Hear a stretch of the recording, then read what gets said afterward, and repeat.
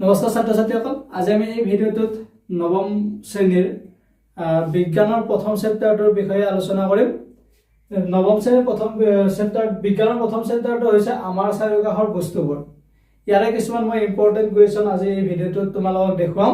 তোমালোকে ভিডিঅ'টো স্কিপ নকৰি শেষলৈকে চাই থাকিবা। তোমালোকৰ স্ক্ৰীনত কিছুমান কুৱেশ্যন ওলাই আছে, চোৱা।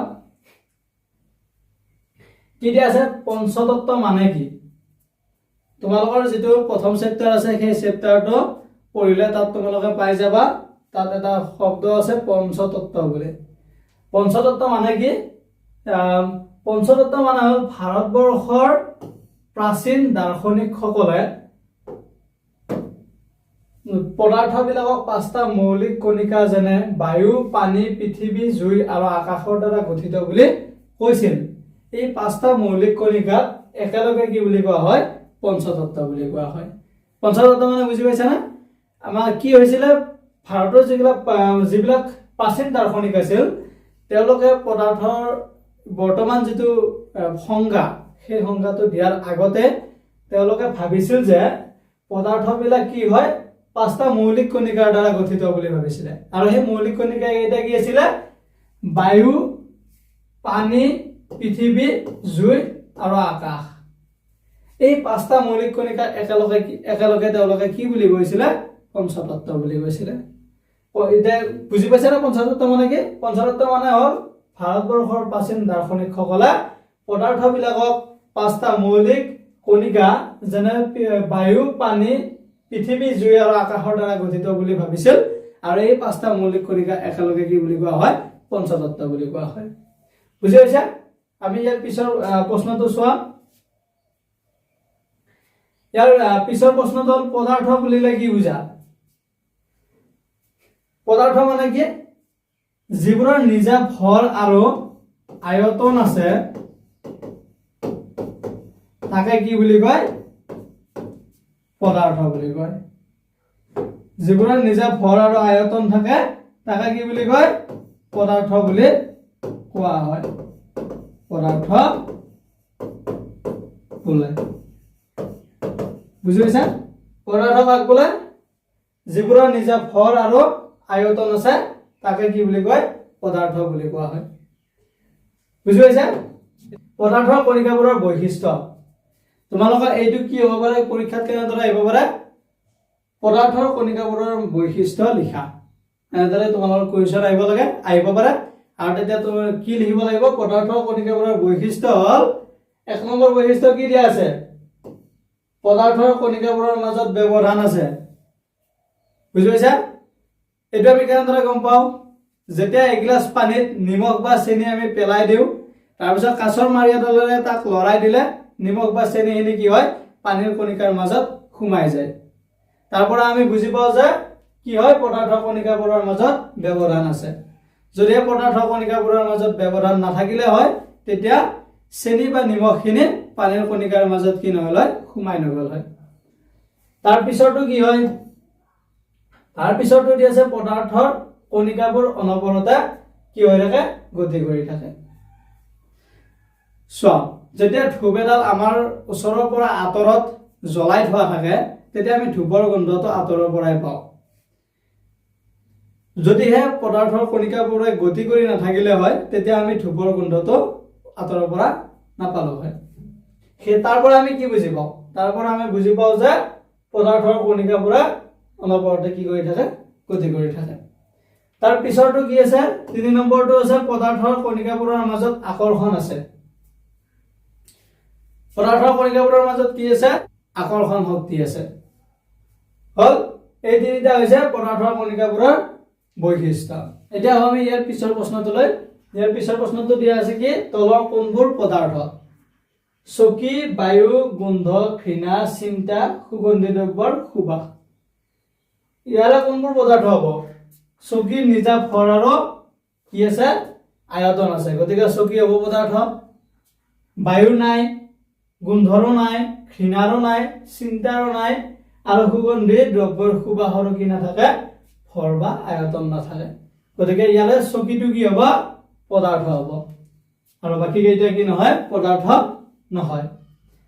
তাৰপিছত চোৱা, তাৰপিছত কি দিয়া আছে?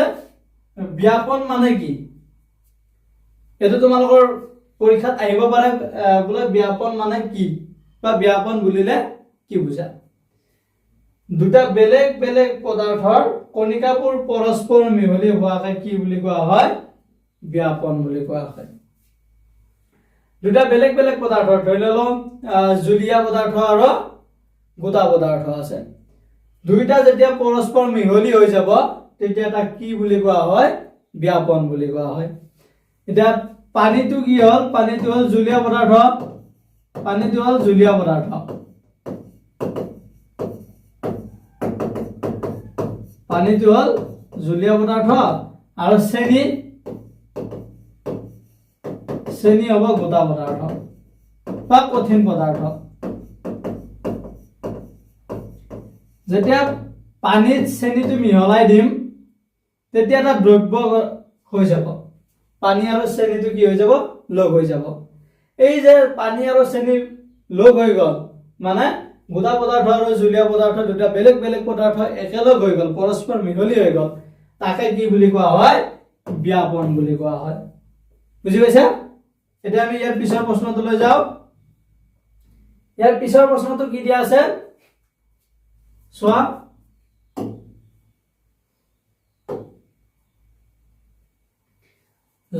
এটো কি আছে জ্বলি থকা ধূপ এডালৰ গোন্ধ বহু দূৰৰ পৰাই পোৱা যায় কিন্তু নজ্বলোৱা ধূপৰ গোন্ধ পাবলৈ ওচৰলৈ যাব লাগে কিয় সুধিছে উত্তৰত কি দিয়া আছে পদাৰ্থৰ কণিকাবোৰৰ গতি শক্তি থাকে উষ্ণতা বৃদ্ধিৰ লগে লগে কণিকাবোৰৰ গতি শক্তি বৃদ্ধি হয় হেহে জ্বলি থকা ধূপৰ গোন্ধ দূৰৰ পৰা পোৱা যায় আৰু নজ্বলোৱা ধূপৰ কণিকাবোৰৰ গতি শক্তি কম বাবে গোন্ধ পাবলৈ ওচৰলৈ আহিব লাগে প্ৰশ্নটো কি সুধিছিলে জ্বলি থকা ধূপ এডালৰ গোন্ধ বহুত দূৰৰ পৰা পোৱা যায় কিন্তু নজ্বলোৱা ধূপ এডালৰ গোন্ধ কি হয় পাবৰ বাবে আমি কি কৰিব লাগে ওচৰলৈ যাব লাগে কিয় হয় সুধিছে তোমালোকে এনেকুৱা ধৰণৰ পৰীক্ষাত কিছুমান প্ৰশ্ন দেখিবলৈ পাবা এইটো আমি কি কৰিব পাৰো আমি যে পদাৰ্থৰ বৈশিষ্ট্যসমূহ পঢ়িছিলো 2 নম্বৰ বৈশিষ্ট্যটো কি আছিল পদাৰ্থৰ কণিকাবোৰে অনবৰতে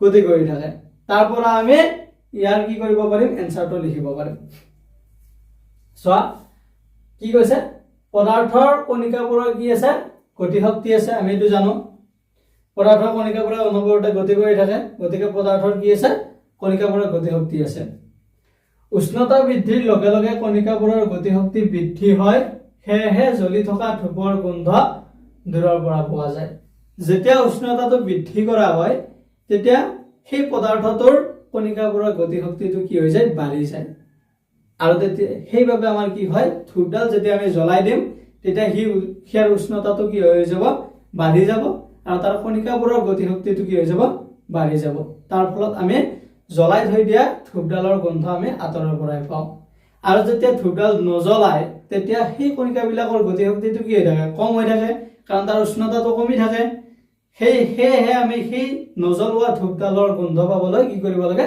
ওচৰলৈ যাব লাগে বুজি পাইছা এটা আমি ইয়াৰ পিছৰ প্ৰশ্নটোলৈ যাম ইয়াৰ পিছৰ প্ৰশ্নটো চোৱা পদাৰ্থৰ ভৌতিক অৱস্থা কেইটাৰ কি সুধিছে পাৰ্থক্য সুধিছে কি হ'ব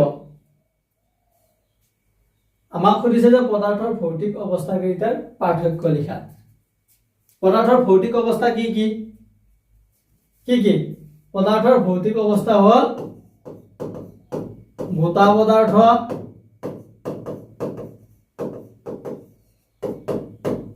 তাৰপিছত জুলীয়া পদাৰ্থ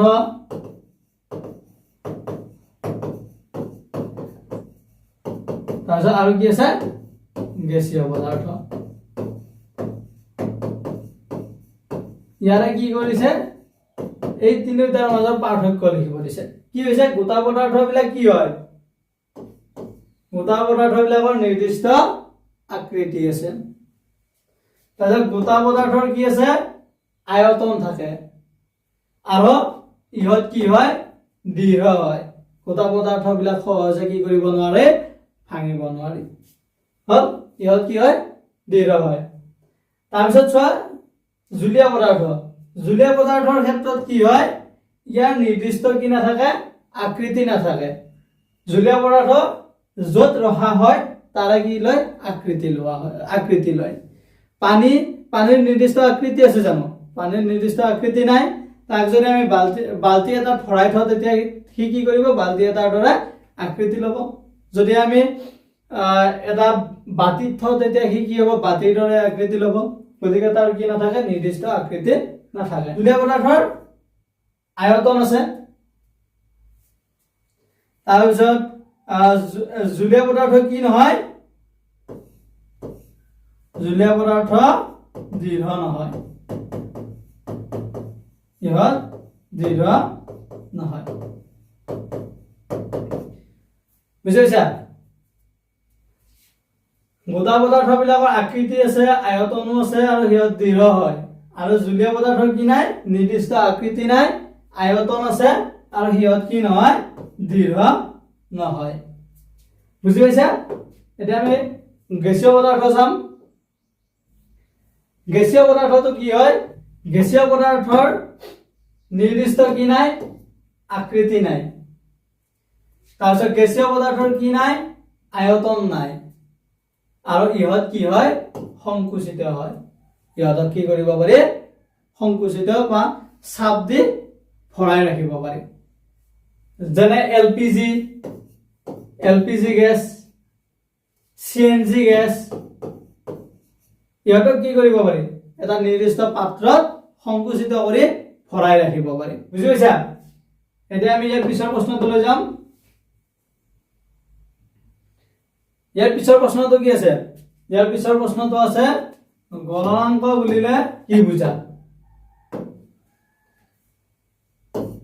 গলনাঙ্ক কাক বুলি কয় যি উষ্ণতাত কঠিন পদাৰ্থ গলি গৈ জুলীয়া অৱস্থা প্ৰাপ্ত হয় সেই উষ্ণতাক কি বুলি কোৱা হয় পদাৰ্থটোৰ গলনাঙ্ক বুলি কোৱা হয় কি কৈছে এটা যিকোনো এটা উষ্ণতাত তাপ দিলে যদি কঠিন পদাৰ্থ এটা গলি গৈ কি হয় জুলীয়া অৱস্থা প্ৰাপ্ত হয় মানে এটা কঠিন পদাৰ্থক যদি আমি উষ্ণতাটো বঢ়াই থাকো তাপ দি থাকো তেতিয়া যদি সেই পদাৰ্থটো জুলীয়া অৱস্থালৈ গুচি যায় সেই উষ্ণতাটো কি বুলি কোৱা হ'ব পদাৰ্থটোৰ গলনাঙ্ক বুলি কোৱা হ'ব বুজি পাইছা বৰফৰ গলনাঙ্ক কিমান এইটো পৰীক্ষাত আহিব পাৰে বৰফৰ গলনাঙ্ক কিমান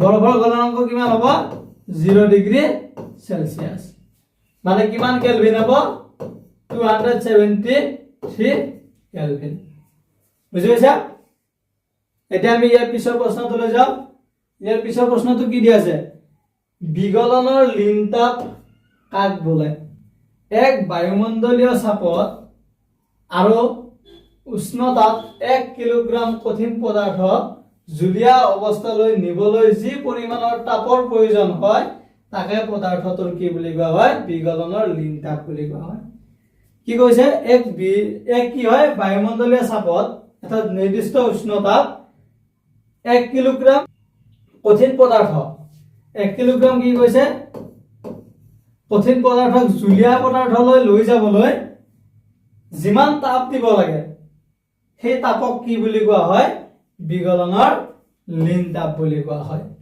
বুজি পাইছা তাৰ পিছৰ প্ৰশ্নটো কি আছে চোৱা তাৰ পিছৰ প্ৰশ্নটো আছে উত্তলাঙ্ক বুলিলে কি বুজা এক বায়ুমণ্ডলীয় চাপত যি উষ্ণতাত জুলীয়া পদাৰ্থ উতলিবলৈ আৰম্ভ কৰে সেই উষ্ণতাকে কি বুলি কোৱা হয় উত্তলাঙ্ক বুলি কোৱা হয় এটা বায়ুমণ্ডলীয় চাপ এটাত কি হ'ব যদি পদাৰ্থ মানে জুলীয়া পদাৰ্থ এটা উতলিবৰ কাৰণে যিমান কি লাগে উষ্ণতা লাগে সেই উষ্ণতাটো কি বুলি কোৱা হয় উত্তলাঙ্ক বুলি কোৱা হয় জুলীয়া পদাৰ্থ যেনে পানীক উতলিবৰ কাৰণে কিমান যিমান উষ্ণতা লাগিব সেই উষ্ণতাক কি বুলি কোৱা হয় পানীৰ বাবে উত্তলাঙ্ক বুলি কোৱা হ'ব পানীৰ উত্তলাঙ্ক কিমান পানীৰ উত্তলাঙ্ক হল এটা আহিব পাৰে পৰীক্ষাত পানীৰ উত্তলাঙ্ক কিমান হয় 100 ডিগ্ৰী সেলসিয়াস বুজি পাইছা আজিৰ ভিডিওটো ইমানে আশা কৰো তোমালোকে বুজি পালা ইয়াৰ সম্পূৰ্ণ ভিডিওটো তোমালোকে আমাৰ অনলাইন এপত পাবা এপৰ লিংক এই ভিডিঅ'টোৰ ডেছক্ৰিপশ্যন আৰু কমেণ্ট ছেকশ্যনত দিয়া আছে, তাত গৈ ক্লিক কৰিলে আমাৰ এপটো প্লে ষ্টৰৰ পৰা ডাউনলোড কৰি ল'ব পাৰিবা।